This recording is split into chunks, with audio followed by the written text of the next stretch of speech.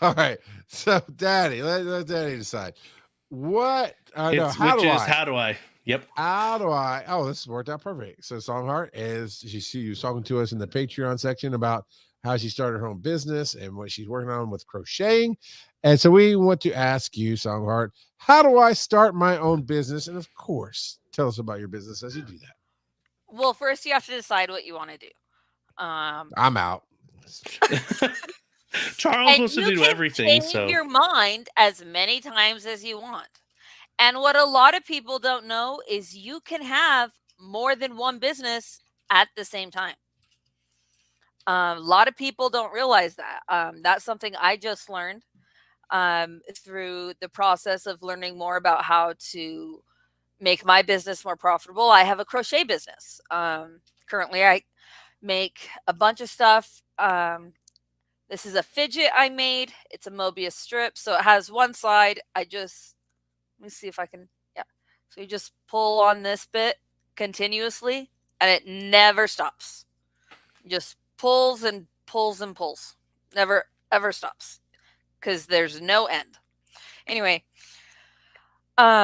so I like the fidget because it enables me to keep my hands busy while I'm chatting with you guys. But I also have made this dragon, this little baby luck dragon patterned by Crafty Intentions, made by me. But I like it. It's fun. I've made bigger dragons. I'm trying to make a tiny one. It's hard to make the tiny ones because it's harder to see the stitches, but it still works. I've made cloaks, shawls, hats, unicorns. Pretty much you name it, I could probably make it. Um, sweet. yeah. Um, I have been working on it for 5+ years, but did not have a good living environment at the time. And now that my living environment has become much better, I'm getting better relationships, been working on my mental health, and that has really caused my business to pick up. But one thing I also found is something I'm doing now that I wasn't doing really before is I'm marketing myself. I'm telling people about my business and what I'm doing. And people are like, oh, can I commission this? And I'm like, yes. So it's important to market yourself. You can start a business without, with really with nothing. If you have a phone and can take pictures, that's it. That's really all you need. Um, because then you can take pictures and upload them to whatever social media you're using for it. Um, but the other thing is, once you start getting traction, and this is what I'm having to deal with now that I'm actually getting a customer base, um, is you got to look into the laws where you live, as far as, Oh, yeah. especially me where I work from home, I have to look into my city's laws as to what kind of business license I need. Is there any special provisions I need because I work from home for my business? Um, are there any, like, you got to look into how to file your taxes. I have not made enough with my business yet to file taxes. I've made like $200. So that's it. And I think if I remember right, you need to make at least 600 with the business to file for it. But then the other thing you got to do, got to file for the business name. Um, that's important so that the business becomes its own entity, so that if for whatever reason your business goes under, it gets audited, that it doesn't tie into your personal funds. It's just the business's funds. And Yeah, that's, like a LLC, and then you get some separate. mhm, yep. LLC stands for limited liability corporation, so Mhm, it keeps you from losing your house in case something goes wrong with your mhm. business. Yeah. Yes, and not yet, random kid. I haven't yet made enough. I haven't yet gotten confident enough to sell on Etsy. I feel like I need more income because of Etsy's fees. But Etsy is a great place to sell for handmade anything. Whether it's crochet like I do, or knitting, or wood burning, or wood carving, or modeling clay, resin, soaps, whatever. If you make it with your hands, you can sell it on Etsy. So they are a great resource. Um, I'm trying to think what else. Depending on what you're wanting your business to be, maybe look into if there are resources to help your business be better than what you know how to do on your own. For instance, I Yeah, yeah. do I do crochet. I found out last year about Pam Grice, who is known as the Crochetpreneur.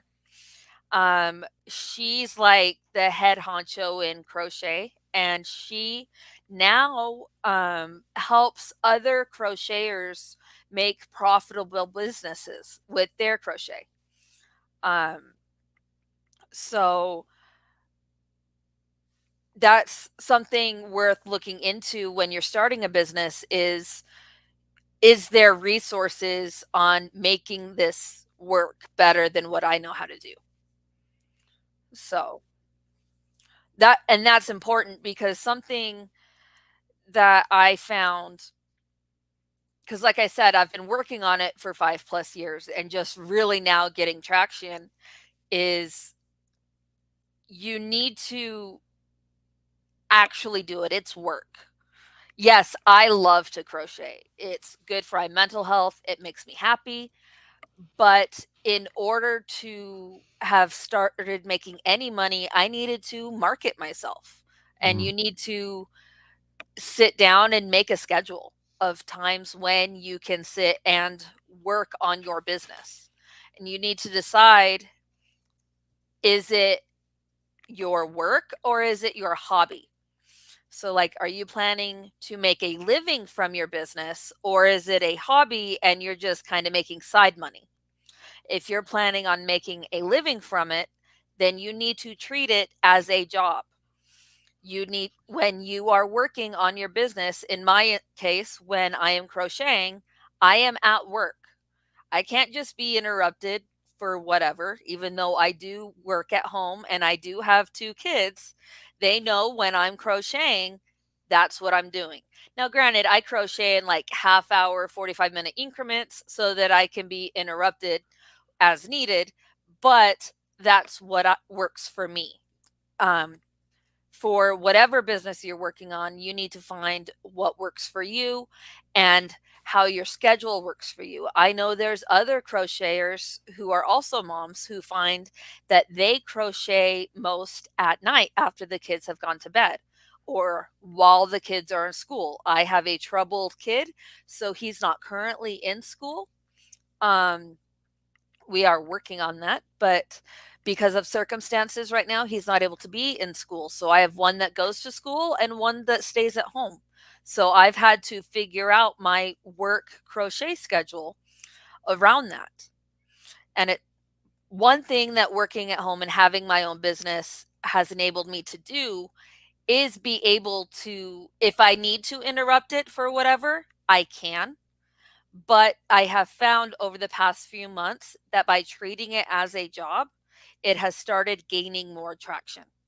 And Good. so that is where the success lies in it. If you want a successful business, you have to treat it as work. Even if you enjoy it, even if you love everything about it, you still have to treat it as work. Find time to market, find time. And as much as people don't want to talk about it, you got to write down your expenses. You got to write down what you're spending on where. One, so you can do it for your taxes, but two, so that you can budget appropriately. And there are so many different ways for artisans like myself to set their prices and hold their funds in, that there's no one set way. What I have found though is if I take the majority of what I make and use it for me and put back a small portion to the business, that the business stays on top of where I need it to be, and I still get play money. Nice. But yeah, and I enjoy it. It's not a lot right now because, like I said, I don't have a huge customer base. I'm selling one item at a time right now. It's not a big deal to me though, because I am fortunate enough to live at my mother's house and don't have to pay rent. So I have been privileged in that way. But at the same time, if now my experience is mostly with the handmade industry because I crochet. So I can't speak to businesses that do like landscaping or things like that. But in the artistry and handmade industry, something that Random Kid did just bring up is handmade items are more expensive. Why are they more expensive? Because they're made by hand and take longer to make than with a machine. Something that non-crocheters do not know: if the item was crocheted, it was handmade. There is no such thing as a crochet machine. They have not made the machine that can completely do everything that crochet does. So Hmm. if you see a crocheted item, it was handmade. If it was at Walmart that you saw this item, it was still handmade. Just the artisan was severely ripped off in how much they were paid. Probably made in Because China. yep, because crochet is one. Oh, did we lose her? I She accidentally crocheted pushed her my button. button. Sorry. She, I she pushed my button on crocheted her accident. mouth shut. I don't know what happened. It's a horrible crocheting accident. Yeah. Never before seen on the internet. But yeah, crochet is really what I know, so it's what I talk about the most. But for instance, could you make a dragon like this with a machine? Of course. Would it look exactly like this? Absolutely not, because this was crocheted, and the posing and stitching on this can only be achieved by hand. And so, as such, yes, this item is small at Walmart, maybe $10. I wouldn't sell this for less than 20 because of the work that went into it. And 20 is kind of cheap in my opinion. I would but that's me. I'm selling this one a little bit cheap. This is more like, if I was selling this for what it was actually worth, this is more like $30 to $35. Just because of the work and detail that went into it. So how long did that take you to make? Because now I'm curious. 2.5 hours. But it was my first time making it. Yeah. Okay. So if I made a lot of these and got really familiar with the pattern, much less time. But I'd still charge $30 to $35. Yeah, definitely. So just because of the detail that goes into it. I have bigger ones. Let's see, this one's this big. So I have bigger ones that I would charge upwards of $100 of, because again, time and labor of how much. So it is on a little bit on the cheaper side, Random Kid. I do tend to undersell myself. I try not to. I am still working on it. But Ooh, that's a question for another show. How do I value myself appropriately? mm-hmm. It's very Basically, difficult. if you think it's too expensive, it's too cheap. So I'm not kidding. I know it sounds funny and it's hilarious, but if you have a handmade item and you're thinking maybe $30, you should probably be selling it for 40 to 60. So, but that's because you want to get paid for your work. People that make things with their Right. hands are artists and they deserve to be paid for their work, whether it's a painting, crochet, knitting, clay, resin, soap, whatever. It's work and it's a skill. Um, for instance, I tried learning how to make soap because I got into soap making as a hobby because I also have ADHD and that looked like fun. It's not as easy as it looks. Um, there's a certain process where you're mixing all the ingredients together, and if you mix them too long, the soap is too hard. If you mix it too um, not long enough, then the soap takes forever to dry. There's a process in making soap that everybody's like, oh, you just mix the ingredients together and it works. No, it's so much more complicated, and that's just soap. So imagine all the other things that go into all these handmade items that people that don't make things don't even realize. So sorry, I get kind of passionate. Sorry. I like it. So you do this one at a time. You do this by hand, and it is a job, and it's picking up traction. But how do you scale it, or how do you make it a boutique to where you're not selling 50 at a time? You're selling each individual thing, and even doing.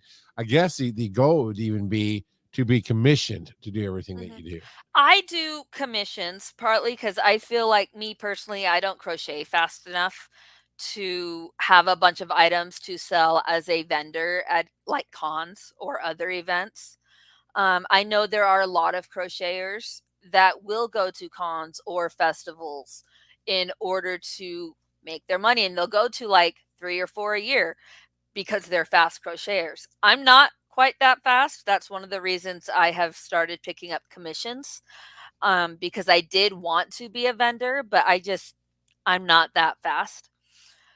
I'm faster with like garments like shawls, hats, cloaks, and things, but I can only make so many of those before I get bored, and then I move on to my dragons and things, and they take longer because they're more detailed.